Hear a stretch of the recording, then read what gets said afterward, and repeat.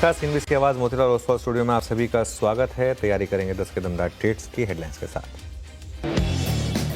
बाजार में बुल्स का जोश हाई, गैप अप के बाद और बढ़ी तेजी। निफ्टी करीब 170 पॉइंट बढ़कर 22,675 के करीब। निफ्टी बैंक लगातार चौथे दिन कर रहा है आउट परफॉर्म।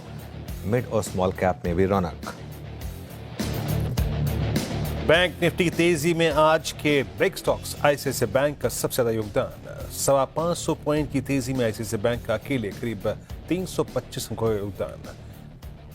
कंट्रीब्यूशन शेयर करीब 2.5% चढ़कर निफ्टी का टॉप गेनर बना। सुबह एनालिसिस में कहा था चार्ट पर शेयर बेहद मजबूत। बैंकिंग के साथ साथ एनबीएफसीज, रियल्टी, ऑटो और एफएमसीजी में भी रौनक। करीब 1% चढ़े चारों सेक्टोरल इंडेक्स। एनबीएफसीज में एरिडा 3.5% उछाल के साथ बना एफएनओ का टॉप गेनर। साथ ही पूनावाला, मैक्स फाइनेंशियल और श्रीराम फाइनेंस में भी रौनक। बैंकिंग के साथ एनबीएफसीज, रियल्टी, ऑटो और एफएमसीजी में भी शानदार रौनक है। करीब 1% चढ़ा चारों शेयर। सेक्टर इंडेक्स में भी मजबूती। एनबीएफसीज में एरिटा 3.5% उछाल के साथ बना वायदा का टॉप गेनर। साथ ही पूनावाला, मैक्स फाइनेंशियल्स और श्रीराम फाइनेंस में भी मजबूती कायम। कैपिटल मार्केट से जुड़े शेयरों में तेजी कायम। 5 दिनों में एमसीएक्स का शेयर करीब 11% दौड़ा। सीडीएसएल, कैम्स और बीएससी में 2 से 3% की मजबूती।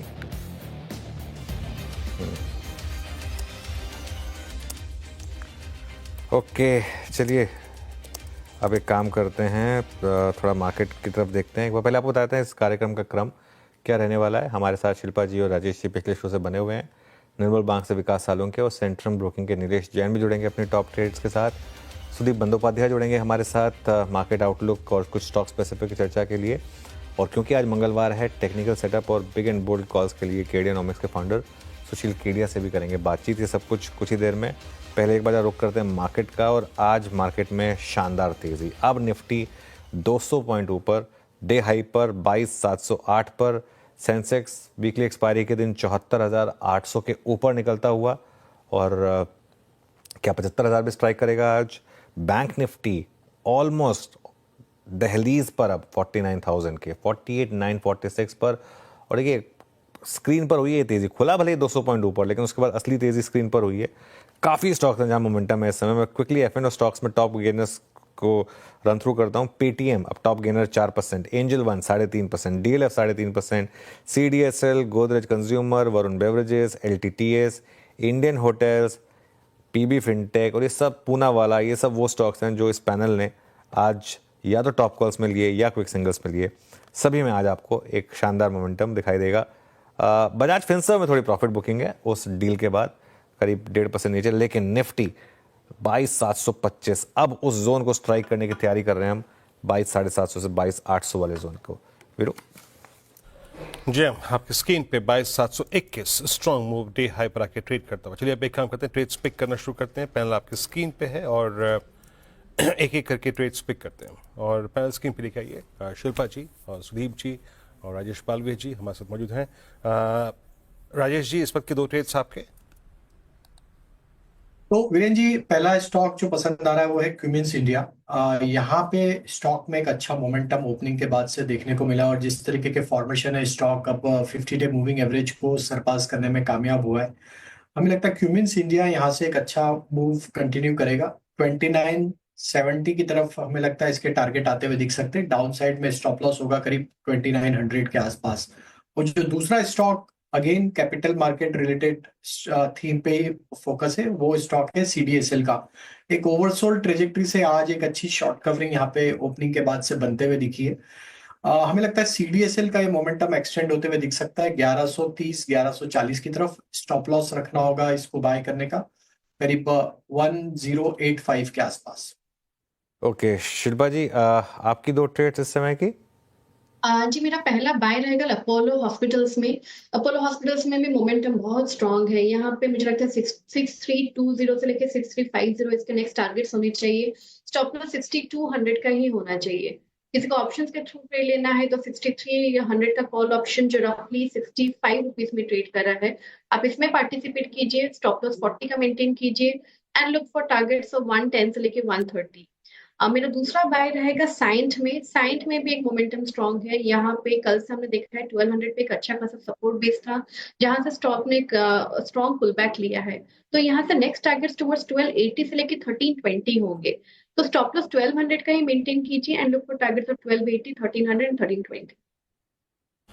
Okay, Vikas ji good morning. आपके दो ट्रेड्स इस वक्त के। Good morning Virendra ji. दोनों भी मेरे बाय साइड के रहेंगे। पहले तो लॉरेस लैब मैंने लास्ट वीक भी मेंशन किया था, मुझे अभी भी स्ट्रांग लग रहा है। यहाँ से जो टारगेट निकल के आ रहा है वो 612 610 के आसपास का, तो 612 के टारगेट के लिए यहाँ पे बाय करना है।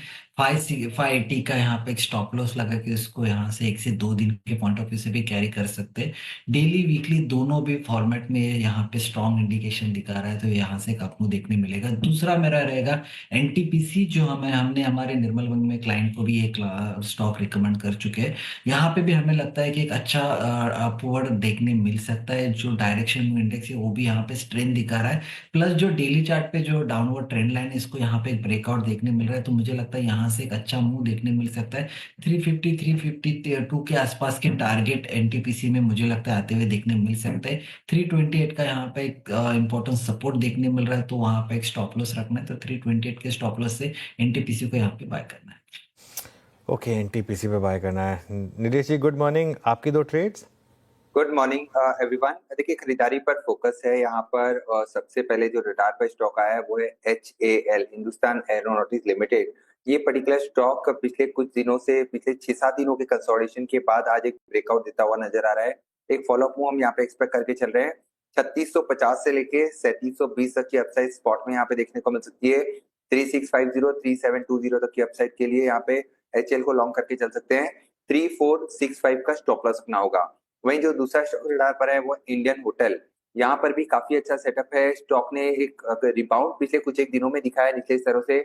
हायर हाई हाई लो के फॉर्मेशन यहाँ पे बनते हुए नजर आ रहे हैं। तो यहाँ पे एक फॉलोअप मूव हम एक्सपेक्ट करके चल रहे हैं। 785 से 792 तक के टारगेट देखने को मिल सकते हैं। 764 का स्टॉप लॉस रख के इंडियन होटल को लॉन्ग करने की सलाह होगी। ओके, चलिए आगे बढ़ते हैं। हमारे साथ मार्केट एक्सपर्ट सुदीप बंदोपाध्याय जुड़े हैं, उनसे समझते हैं इस समय मार्केट में क्या स्ट्रैटेजी रहेगी। सुदीप जी गुड मॉर्निंग।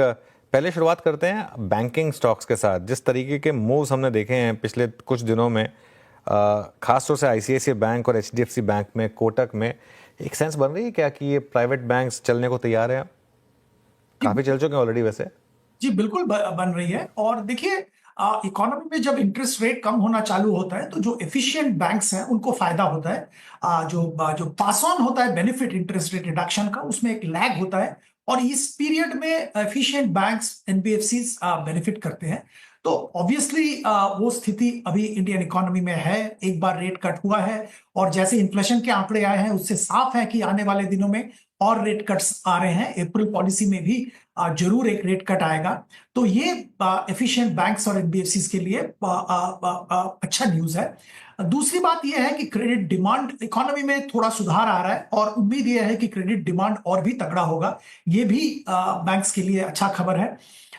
तीसरी बात मैं ये कहूंगा कि एसेट क्वालिटी में भी सिग्निफिकेंट इंप्रूवमेंट हुआ है over the last couple of years. तो ये सारे जो फैक्टर्स हैं ये बैंक्स को फेवर करते हैं। और लास्ट में मैं ये भी कहूंगा कि वैल्यूएशन के लिहाज से अगर आप देखें, बैंकिंग सेक्टर का वैल्यूएशन कभी वो स्ट्रेटोस्फेरिक लेवल पे नहीं गया जो कि बहुत सारे सेक्टर्स के गए थे। तो इस हिसाब से बैंकिंग सेक्टर अट्रैक्टिव है। और अगर इनमें से कोई स्टॉक को किसी को लेना है तो मैं अगर निवेशक के लिए तो मैं स्टेट बैंक ऑफ इंडिया पे जरूर ध्यान देने के लिए कहूंगा। सारे फैक्टर्स पॉजिटिव हैं और साथ साथ ऐसा कुछ वैल्यूएशन अपमूव भी अभी तक देखने को नहीं मिला। अच्छा, ये सुदीप जी गुड मॉर्निंग, वीरेंद्र बोल रहा हूँ। आपने एसबीआई को अपना प्रेफर्ड पिक रखा। प्राइवेट बैंक्स में आप किसके साथ जा रहे हैं इस वक्त? लीडरशिप इस वक्त आईसीआईसीआई बैंक ने ली है। आज के इस माहौल में क्लियरली आईसीआईसीआई डिलीवर करता हुआ। प्राइवेट बैंक्स में आपका प्रेफर्ड पिक क्या है इस वक्त? आईसीआईसीआई बैंक प्रेफर्ड पिक है। और देखिए, आईसीआईसीआई बैंक कंटिन्यूअसली और ये पिछला 6-8 क्वार्टर से मार्केट का एक्सपेक्टेशन से बेहतर नतीजा पेश कर रहा है। हर पैरामीटर पे अच्छा काम कर रहा है और डेफिनेटली एक बहुत ही सेफ एंड स्ट्रॉन्ग बैंक है। वैल्यूएशन थोड़ा ऊपर गया है पर यहाँ पे भी कोई अगर लंबी अवधि के लिए निवेश करना चाहता है, खरीदारी में कोई प्रॉब्लम नहीं है, खरीदारी की जा सकती है। इसके साथ साथ एचडीएफसी में भी ध्यान दिया जा सकता है, वहां पे भी लंबी अवधि के लिए निवेश किया जा सकता है। सारे फैक्टर्स जिसका जिक्र मैंने थोड़ी देर पहले किया, वो सारे फैक्टर्स इन दोनों स्टॉक्स के लिए बिल्कुल पॉजिटिव्स है। बिल्कुल। मार्केट पार्टिसिपेंट स्टॉक्स में वापस एक रैली की शुरुआत हुई है कि यहाँ पर एंजल वन, सीडीएसएल, बीएससी, क्या व्यू रहेगा और आपका फेवरेट स्टॉक क्या होगा इनमें से? देखिए, ओवरऑल मार्केट का जो स्थिति है और कैपिटल मार्केट में जो पार्टिसिपेशन बढ़ रहा है, फाइनेंशियल मार्केट में पार्टिसिपेशन बढ़ रहा है, ओवरऑल फाइनेंशियलाइजेशन ऑफ सेविंग्स हो रहा है, लॉन्ग टर्म बहुत सारा पॉजिटिव है इन सारे स्टॉक्स के लिए। पर अभी इमीडिएटली अगर देखें तो मुझे लगता है कि कमोडिटी रिलेटेड स्टॉक्स, जो कमोडिटी एक्सचेंजेस हैं, एमसीएक्स, इसका जिक्र मैं करना चाहूंगा, क्योंकि इक्विटी मार्केट में अभी भी आने वाले दिनों में अच्छा खासा वोलाटिलिटी देखने की संभावना है। तो शायद इक्विटी मार्केट में थोड़ा उतार चढ़ाव रहेगा, इसके कारण मैं एमसीएक्स में ध्यान देने के लिए सलाह दे रहा हूं। और compare to BSE, I think MCX अभी भी अट्रैक्टिव वैल्यूएशन पे काम काज हो रहा है। अच्छा सुदीप जी, इस बार के इस पूरे पुलबैक को जनरेट करने में सबसे पहला जो अपटिक आया था वो था मेटल्स का, and thanks to dollar index for that. Metals की ये तेजी और परसिस्ट करेगी और चलेगी, डिलीवर और करके दे, इस बात के चांसेस क्या लग रहे हैं आपको? और मेटल्स में आपका प्रेफर्ड क्या है इस वक्त? अच्छे चांसेस लग रहे हैं। मेटल में मेरे दो फेवरेट स्टॉक है। पहला तो टाटा स्टील। इसमें देखिए खास बात यह है कि टाटा स्टील यूरोप एक बहुत बड़ा प्रॉब्लम था ओवरऑल कंसोलिडेटेड टाटा स्टील के लिए, और अब जैसे रीआर्मामेंट हो रहा है एंटायर यूरोप में, स्टील का डिमांड जबरदस्त होगा और इसका बहुत बड़ा फायदा टाटा स्टील यूरोप को मिलेगा।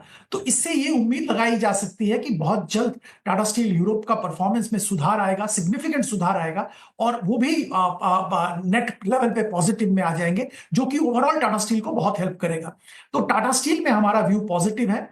इसके साथ साथ वेदांता, इसमें भी ध्यान देना चाहिए। पहली बात तो है ओवरऑल मेटल डिमांड बढ़ रहा है, चाइना में जो स्टिमुलस दिया जा रहा है इससे इवेंचुअली मेटल डिमांड पॉजिटिव होगा, यही उम्मीद है। और इसके साथ साथ जो कॉर्पोरेट एक्शन इन्होंने लिया है डीमर्जर का 5 कंपनी में, ये भी एक वैल्यू अनलॉकिंग का बहुत बड़ा अपॉर्चुनिटी बन के सामने आने वाले दिनों में आएगा। तो ये दोनों शेयर में खरीदारी की जा सकती है एक साल का नजरिया लेके। मार्केट वापस डे हाई पर और शानदार मोमेंटम यहाँ पर। सुदीप, आईटी स्टॉक्स खरीद रहे हैं क्या आप इस बड़ी गिरावट के बाद, या वो यूएस रिसेशन का रिस्क जो है वो बड़ा है?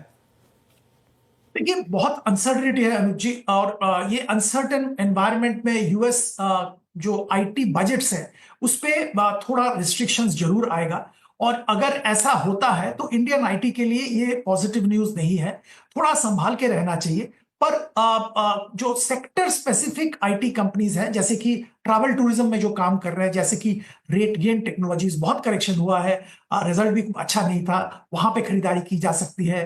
कोफोर्ज, जहां पे अच्छा खासा ऑर्डर विन हो रहा है, tourism, travel tourism related industry में काम करते हैं, तो ऐसे स्टॉक्स में खरीदारी की जा सकती है जहां पे अंडरलाइन सेक्टर में मोमेंटम बरकरार है, और अगर यूएस में थोड़ा बहुत स्लो डाउन होता है उसका भी बहुत बड़ा असर इन सेक्टर्स में नहीं आएगा। तो ऐसे sector specific IT service provider पे ध्यान देना चाहिए as oppose to general IT service companies. Okay, चलिए सुदीप, बहुत बहुत शुक्रिया आज हमारे साथ जुड़ने के लिए और हमसे बात करने के लिए इन सब स्टॉक्स और मार्केट्स पर।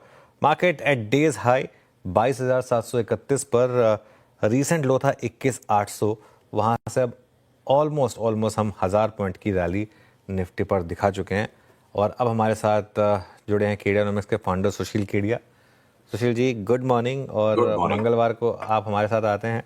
पिछले मंगलवार को थोड़ा सा हमारा टेक्निकल दिक्कत हुई तो हमारा टाइम थोड़ा कम रहा, तो हमने सोचा इस बार थोड़ा उसको कॉम्पनसेट करेंगे। इसके लिए इस बार हमने थोड़ा आपको जल्दी बुलाया और आप आए, बड़ा शानदार फ्रेम लग रहा है वैसे बाय द वे पीछे आपके। अब 1000 पॉइंट की रैली तो हो गई लो से, क्या इसने आपकी उस कन्विक्शन को, जो 30,000 का कन्विक्शन है, उसको थोड़ा और स्ट्रॉन्ग किया है? और क्या आप इस रैली में बने रहें या फिर एक बार के लिए प्रॉफिट बुक करें यहाँ पर? बड़े खूबसूरत सवाल, बड़ी अच्छी टिप्पणी। तो देखिए, 30,000 की चाल जो है ना, साल भर के अंतराल वाली चाल है। उसको लेके ट्विटर पे भी बहुत सारे लोगों ने हंगामा मचा लिया, बहुत सारे लोगों ने बड़ी क्विजिकल लुक्स हमको दे दी। तो ठीक है, वो उनका नजरिया है। साल भर की दृष्टिकोण सप्ताह टू सप्ताह के ट्रेड से बिल्कुल अलग होती है, घंटे टू घंटे के ट्रेड से बिल्कुल अलग होती है। पर आपके दोनों सवाल एक साथ बड़े परिपक्व हैं कि 1000 पॉइंट की रैली आ गई, एक टेक प्रॉफिट किया जाए क्या? अगर पीसीआर कृपया इस चार्ट को दिखाने में मेरी सहायता करें। चार्ट के सहारे आपको कुछ बात बताना चाहूंगा। अब हमने आज सवेरे सवेरे अपने क्लाइंट्स को ये लिखा कि निफ्टी में 22,800 से लेके 22,200 तक की करीब करीब ये जो पॉइंट था यहाँ पे, ये लो 22,360 के नीचे भी चला जाए तो कोई बड़ी बात नहीं है। हमको एक बार 22,250 तक की जगह संभव है, पर इसका मतलब ये नहीं कि हम भविष्यवाणी कर रहे हैं। खतरा इतना है कि 22,250 तक भी निफ्टी दब जाए, और हमें लगता है 2 राउंड होंगे ऐसे। एक करंट लेवल्स से घंटे आधे घंटे में जब भी सेल सिग्नल आ जाए दिन के अंत तक 22,250 तक की जगह है, वो 300 से भी घूम सकता है, 350 से भी। फिर हम वापस 23,000 की तरफ आएंगे, फिर हम एक बार वापस 22,200 तक जाएंगे। अभी तक का चित्र ऐसा है, जब बदलेगा मैं आपको अपडेट कर दूंगा। तो 2 राउंड बाजार यहाँ पे 500-700 पॉइंट की ट्रेडिंग करा सकता है। और ये चार्ट्स के पैटर्न से मैं कह रहा हूं, पर मनोविज्ञान पर अगर आप जाओ अनुज, तो चाहे 26,200 पर भी जब हमने बड़ी कॉल ली थी करेक्शन की, तो छद्म बाजार जो है ना, दोनों तरफ करेगा। जब 26,200 पे बाजार ने छद्म रचा कि सबके दिमाग को ऐसा बना दिया कि किसी को कहीं कोई खतरा नहीं लग रहा है, तो अब बाजार बार बार रह रह के नीचे की वो डुबकियां लेगा, जिससे कि ऐसा छद्म बन जाए कि हर आदमी को लगे खतरा ही खतरा है और अब हम कुछ कर ही नहीं पाएंगे। तो अगर ये निफ्टी इस तरह से डूबती भी है ट्रेडिंग के लिए अगले 2-3 दिन में, इसका मतलब नहीं कि अब सारे स्टॉक्स बेच दोगे। आज सीडीएसएल में ब्रेकआउट आ गया तो निफ्टी से इंडिपेंडेंट हम उसको लेंगे। ओके, तो चलिए ये अब बिल्कुल, तो एक दूसरा व्यू फिर इसमें, तो हमारा जो व्यूअर है वो अब बेसिकली करे क्या? लॉन्ग रहे या लॉन्ग बुक करके एक बार के लिए शॉर्ट हो? मतलब अप्रोच क्या रहेगी अब यहाँ से? एक्शनेबल आइडिया क्या होगा यहाँ से? देखो, हर आदमी के लिए एक्शनेबल आइडियाज अलग है, और हम टीवी पे बैठे, मैं बगल में भी बैठ के एनालिसिस करके दूंगा। तो देखिए 9 तरह के एक्शंस पॉसिबल है। जीरो पोजीशन वाला आदमी, लॉन्ग वाला आदमी, शॉर्ट वाला आदमी अपनी पोजीशन को जीरो पे ले जा सकता है, लॉन्ग कर सकता है, शॉर्ट कर सकता है। Total 9 sets of actions are possible. तो 9 वर्णन हर एक स्टॉक के करने पड़ेंगे। मोटी मोटी बात ये पकड़िए, हम दोबारा से इंडेक्स पे तेजी लगाने के मूड में आएंगे जब एक बार 500-600 पॉइंट का करेक्शन आ जाए। शॉर्ट करना नहीं करना अपनी पर्सनल स्टाइल पे कितना फास्ट वो खेल सकते हैं।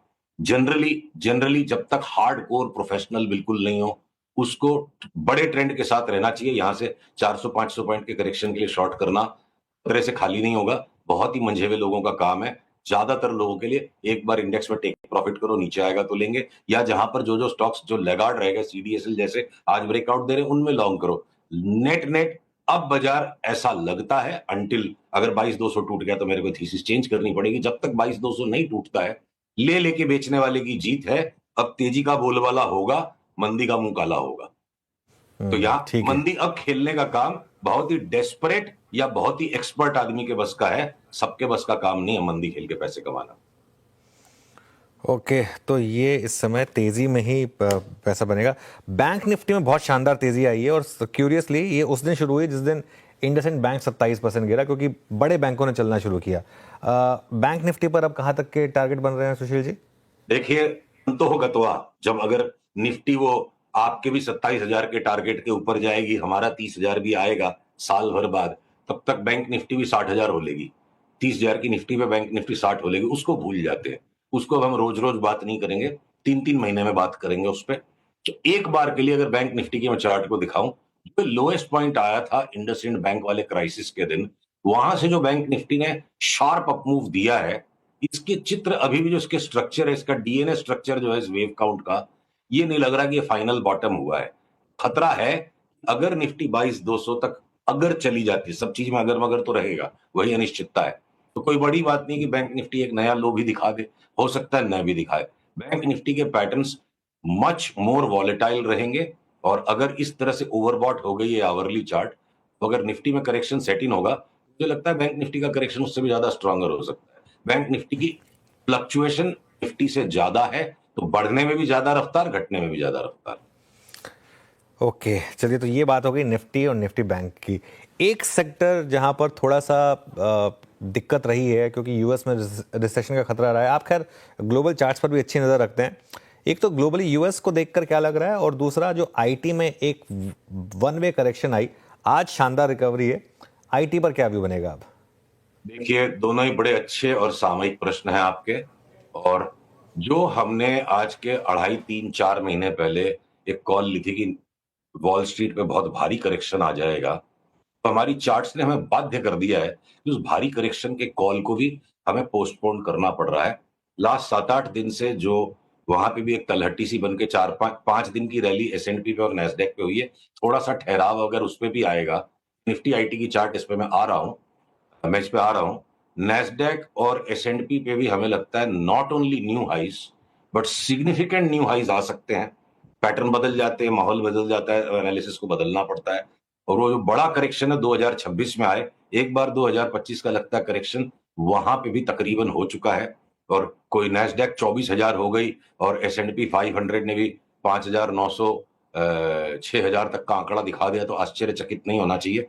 ऑलरेडी एक बॉटम इन प्लेस है। अब उसका जो पुल बैक अगले 2-3 दिन में आएगा, उसके बाद हमारा कॉन्फिडेंस अगले मंगलवार को और स्पष्ट होगा। पर मैं अब वॉल स्ट्रीट पे भी मंदी एक्सपेक्ट नहीं कर रहा। और देखिए सीएनएक्स आईटी की इस चार्ट को इतनी दिल खोल के लोगों ने भर्त्सना कर दी कि हम बिल्कुल अलीबाग से आए हैं। मैंने ये 2000 के भाव पे इन्फोसिस में बोला कि 1200 तक जा सकती, 1500 का भाव आ गया। और ये सीएनएक्स आईटी की चार्ट अब जो है ना, यहाँ किसी के पास लेने की हिम्मत नहीं हो रही है। और ये चार्ट में मोमेंटम का भी डाइवर्जेंस है, वेव काउंट भी कंप्लीट है। एक बार के लिए 34,600 तक का कोई जोखिम ले, यानी 1000 पॉइंट का 3% की रिस्क पे ये इंडेक्स भी वापस एक बार तो नए हाई पे जाएगी।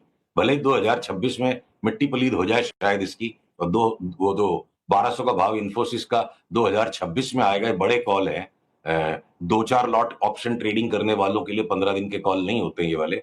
तो इन्फोसिस हो, चाहे टीसीएस हो, चाहे विप्रो हो, चाहे एचसीएल टेक हो, चाहे टेक महिंद्रा हो, या इवन कोफोर्ज, हो सकता है बड़ा पैसा तेजी में कोफोर्ज और बिरला सॉफ्ट भी दे जाएंगे। तो इस एकदम एक्सट्रीम बेरिश कंसेंसस में बिल्कुल भी यहां हम 100 शेयर बेचने की सलाह नहीं देंगे। और एक बात मैं आपको याद दिलाना चाहूंगा, राधा कृष्ण जी दवानी ने अरबों रुपए की बात जाने अनजाने में कभी कही होगी, जो टाइम टू टाइम हमें सबको याद आती है कि शेयर बाजार में चवन्नी और अठन्नी में भी माल मिलता है। पर जिस दिन वो मिलता है, चवन्नी अठन्नी किसी के पास होती नहीं है, होती है तो खर्च करने की इच्छा नहीं होती है। तो चवन्नी अठन्नी वाले भाव अब सीएनएक्स आईटी के भी हो गए। जो सबसे कमजोर सेक्टर लगता था, उसकी भी मेरे को लगता है जितनी कुटाई संभव थी फिलहाल के लिए वो हो चुकी है। बाई का इंतजार है। आज का जो हाई है, इसको क्रॉस करके इसके ऊपर हम कल बंद हो जाते हैं, कल भी अगर हम स्ट्रांग रहते हैं तो सीएनएक्स आईटी में भले ही 400-500 पॉइंट की निफ्टी में करेक्शन है, एक बार तो आईटी के अंदर में भी बाई ट्रिगर हो जाएगा। वरना 2-3 दिन में निफ्टी के करेक्शन के बाद इनमें बाई आ जाना चाहिए। रुपए का माल चवन्नी में मिलता है, राधा कृष्ण जी ने कहा था। अच्छा, वैसे अलीबाग में क्या दिक्कत है सुशील जी? बहुत अच्छी जगह लगती है मेरे को तो। वैसे शॉर्ट वेकेशन भी फटाफट हो जाता है और जगह भी अच्छी है। सुनाई नहीं पड़ा, क्या कह रहे हैं? मैं कह रहा हूँ अलीबाग में दिक्कत क्या है वैसे? अगर कोई कहे कि अलीबाग से आया तो मुहावरा है। वैसे तो अलीबाग आज की तारीख में बड़ी संपन्न जगह है, बट हाँ पुराने समय से कहते हैं ना कि भाई कोई अजीब सी बात कहते, बोला कहां से आया, अलीबाग से आया क्या? हाँ, अच्छा ठीक है। चलिए अब थोड़ी स्टॉक्स की बात हो जाए। ओके। समय है हमारे पास। कुछ स्टॉक्स जो आपके रेडार पर आ रहे हो, एफएनओ स्टॉक्स, कैश स्टॉक्स, जो भी अच्छे लग रहे हो, अगर बताएं तो। देखिए, जब भी ये थोड़ी बहुत निफ्टी की जो एक हायर बॉटम बनने की तैयारी बाकी है, 400-500 पॉइंट का मैक्सिमम से मैक्सिमम जो पुल बैक में समझ रहा हूं, उसके बाद समस्या ये होने वाली है कि हर स्टॉक चीख के बोलेगा मुझे ले लो। तो हमने क्या सोचा कि जहां पे ऊपर की अपसाइड बहुत ज्यादा है और डाउनसाइड बहुत लिमिटेड है, हम उसी पर फोकस करेंगे। तो इवन मेटल्स के अंदर चलेंगे सारे अगर मेरे को लगता है सेल में, एनटीपीसी में, एनटीपीसी बोल रहा हूँ, सेल में और एनएमडीसी में और एनएमडीसी स्टील में अगर पैसे 3 गुना होने की जगह है और डाउनसाइड उसमें उतना ही जितना बाकी के स्टॉक्स में है, तो मैं टाटा स्टील में दिमाग नहीं लगाऊंगा। बहुत बड़ा रिवॉर्ड टू रिस्क रेशियो हर एक सेक्टर में, जिन जिन स्टॉक्स में हम उनको प्रायोरिटी देंगे शुरू के 3-4 महीने, उसके बाद देखेंगे जब अपॉर्चुनिटीज एग्जॉस्ट होगी। उसी तरह से अगर हिंडाल्को के अंदर ऑलरेडी एक सब्सटेंशियल मूव आ चुका है और वो वापस पुल बैक की तरफ जा रहा है, तो मेरा प्रेफरेंस इस वक्त नैल्को पे होगा। जब भी बाई ट्रेड ग्रैब कर रहा होगा, हिंदुस्तान जिंक पे होगा, हिंदुस्तान कॉपर पे होगा। सीमेंट के स्टॉक्स इस वक्त मिक्स्ड है, उनको हम छोड़ देंगे। ऑटोस और ऑटो कंपोनेंट्स, खासकर टायर के स्टॉक्स, सीएट टायर, एमआरएफ, ये सब अगर डबल हो जाए तो कोई बड़ी बात नहीं है यहाँ से। और जितना भी ये एलॉन मस्क आ रहे हैं और सारी दुनिया सारी गाड़ियां खरीदना छोड़ के उसको ले लेगी, वो महिंद्रा एंड महिंद्रा में भी जितना करेक्शन होना था हो लिया। चाहे M&M हो, टाटा मोटर्स हो, और ये जो ईवी की थीम के ऊपर टाटा केमिकल्स, एक्साइड, आमरा राजा, तो कहीं कोई खतरा पैदा करता है तो ज्यादा अपॉर्चुनिटीज क्रिएट करा है। एलोन मस्क आ भी जाए तो एक्साइड, आमरा राजा, आमरॉन और हम टाटा केमिकल्स, इन तीनों में मेरे को लगता है साइक्लिकल बुल मार्केट दोबारा रिज्यूम हो जाएगा। बॉस्क जैसा स्टॉक जो बिल्कुल इग्नोर कर दिया हमने, 6 महीने 8 महीने बात नहीं, 1 साल पहले से खूब पैसा बना। बॉस्क लगता है 2022-23 की रिटर्न्स को भी सरपास कर जाए, डबल हो सकता है स्टॉक। तो ऑटो एंसिलरीज हो गए। केमिकल्स के स्टॉक जिस पे हम पहले से जिद्दी थे, अब वो हमको थोड़े से कम अट्रैक्टिव लगने लग गए कि उनमें भी जो रिटर्न्स हैं वो 70-80%, 90% जैसी रिटर्न्स है, पर वॉलेटिलिटी ज्यादा रहेगी। बाकी के सेक्टर्स इतने करेक्ट हो गए तो केमिकल्स में भी हम बने गए। फार्मा में जहां मेरा परहेज था, लार्ज फार्मा से सब्सटेंशियल करेक्शन हो चुका। Sun Pharma, doctor Reddy's new high पे जाने के लिए तैयार है। बाकी के मझोले फार्माज में से जो लेना आप ले लो। तो अब आपके जो एफएमसीजी स्टॉक्स हैं, Hindustan lever, Tata consumer, top choices है मेरे लिए। जो मैं वीरू के साथ अक्सर इस डोमिनोज वाली ये कंपनी, क्या नाम है इसका, जुबिलेंट, इस पर एक था कि भाई एक राउंड हो चुका है, इसको छोड़ देते हैं, और बहुत मोटा करेक्शन आ गया। अब यहां से पिक्चर स्पष्ट हुआ है। प्रायर जो हाई गया था उसके भी हम सब्सटेंशियली ऊपर जाके 1000-1100 के भाव तक जा सकते हैं। मीडिया के स्टॉक्स अभी भी दबे हुए हैं, जैसे भी उनमें रिवर्सल आएगा तो सारे ही चलेंगे। तो अनुज, मैं सारांश में ये बात कहूं, इस वक्त थोड़ा बहुत छद में कि निफ्टी घट भी रही है तो सीडीएसएल नहीं घट रहा है, पर जब इतनी बड़ी चाल सामने बन सकती है, जो हमें काफी कॉन्फिडेंस लगता है, सब्जेक्ट टू, ठीक है, जहां अगर स्टॉप लॉस करना पड़ा तो जरूर करेंगे, तो यहां पर बहुत ज्यादा चुनने जैसी बात नहीं है। मुझे लगता है हम क्या स्टॉक्स को चुनेंगे, इतने स्टॉक्स चलेंगे, हमारे भाग्य में जो स्टॉक पैसा देने वाला होगा वो हमें खुद चुन लेगा। इतना खूबसूरत बाजार भी 2025 में आएगा और ऑलमोस्ट एवरीथिंग चलेगी टाइम टू टाइम। अभी सीमेंट नहीं चलने वाला है, 2 महीने बाद उसका भी नंबर आ जाएगा। तो बड़ी रिटर्न्स बन सकती है, डॉलर इंडेक्स का कचुम्बर निकल जाए और वर्ल्ड वाइड एक करेंसी मार्केट के अपसेट होने पे। और क्रूड में जितनी बड़ी तेजी मेरे को लग रही है, क्रूड की तेजी 2 कारण से होती है अनुज। एक तो डॉलर के अंदर ही हम क्रूड को भी और स्टॉक्स को मेजर करते हैं। डॉलर घटता जाएगा तो स्टॉक मार्केट के साथ साथ क्रूड भी ऊपर जा रहा है। और दूसरी बात है, जब रिस्क ऑन लौटता है, रिस्क लेने की इच्छा और क्षमता संसार में लौटती है, तो सबसे ज्यादा संवेदनशील क्रूड का कॉन्ट्रैक्ट होता है। क्रूड की तेजी के बिना स्टॉक मार्केट में तेजी हो जाएगी और क्रूड की मंदी के बिना स्टॉक मार्केट में मंदी हो जाएगी, तो वो एक नया इतिहास बनेगा। पर लोग अपनी मन गढ़ंत फंडामेंटल जोड़ देते हैं। क्रूड घटेगा तो हमारा मुनाफा बढ़ जाएगा, जैसे मन गढ़ंत बातें हैं। तो क्रूड की बेफाम तेजी, क्या पता दोबारा से ईरान और इजराइल का थिएटर लौटेगा, कौन सा थिएटर लौटेगा। तो क्रूड की चार्ट चीख रही है कि ऊपर 115 तक के भाव की तो हमने फोरकास्ट अपने क्लाइंट्स को दे दी, साथ में इस परहेज के साथ कि 115 पे डिसाइड करेंगे वहां आने के बाद बेचना के, यानी ऊपर की भी जगह और खुली हो सकती है।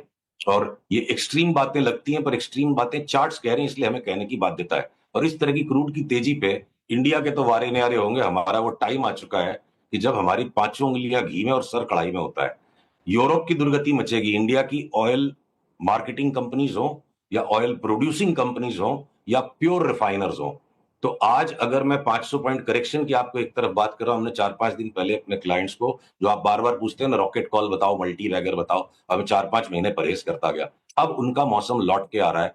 तो चेन्नई पेट्रोलियम और एमआरपीएल हमारे latest edition to the multi bagger list है। एमआरपीएल के अंदर 15% फ्लोटिंग स्टॉक है, बाकी सारी ओनरशिप ओएनजीसी के पास है। ठीक है, 3-4 हजार करोड़ का फ्लोटिंग स्टॉक है, प्योर रिफाइनर है।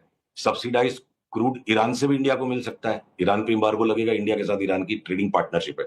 तो अपॉर्चुनिटीज ही अपॉर्चुनिटीज हैं। और इस घबराहट के अंदर सौदा छोटा रखिए, थोड़ा शांति रखिए, पैसा तेजी करके ही बनेगा 2025 में तो कम से कम। ओके, चलिए सुशील जी, बहुत मज़ा आया आज आपसे 15 मिनट बात करके, और अगले मंगलवार आपसे फिर मिलेंगे और बाकी निफ्टी और बाकी स्टॉक्स पर एक और चर्चा करेंगे। आज के लिए बहुत बहुत शुक्रिया। एक काम करते हैं, मार्केट डे हाई पर है, फटाफट एक छोटा सा ब्रेक लेते हैं, उसके बाद कंटिन्यू शेयर लेकर आएंगे ट्रेडर्स हॉटलाइन।